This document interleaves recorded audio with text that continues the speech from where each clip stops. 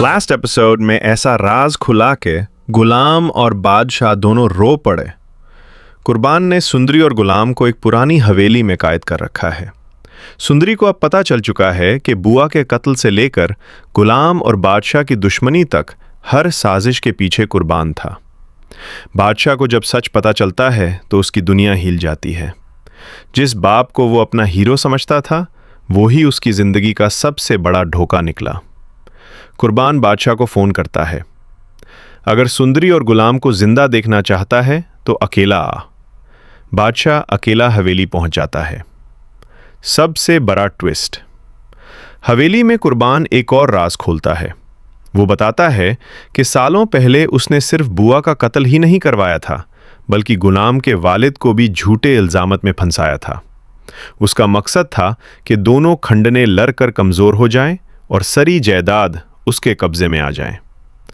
गुलाम और बादशाह पहली बार एक दूसरे की तरफ देखते हैं और समझ जाते हैं कि असल दुश्मन कभी वो थे ही नहीं।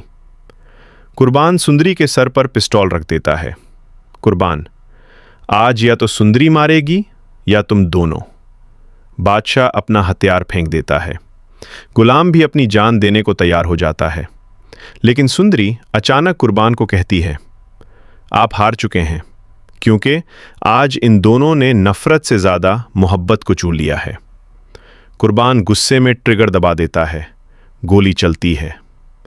सब समझते हैं कि सुंदरी को लगी है, लेकिन बादशाह उसके सामने आ गया होता है। जख्मी बादशाह जमीन पर गिरता है।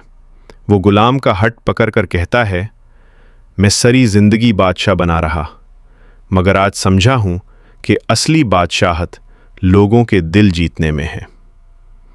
पुलिस हवेली पर पहुंचकर कुर्बान को गिरफ्तार कर लेती है। हॉस्पिटल में डॉक्टर बाहर आता है। सब रो रहे होते हैं। डॉक्टर मुस्कुराता है। ऑपरेशन कामयाब रहा। बादशाह बच जाता है। 6 महीने बाद गांव में एक स्कूल का इनॉग्रेशन हो रहा होता है। स्कूल का नाम होता है बुआ मेमोरियल स्कूल।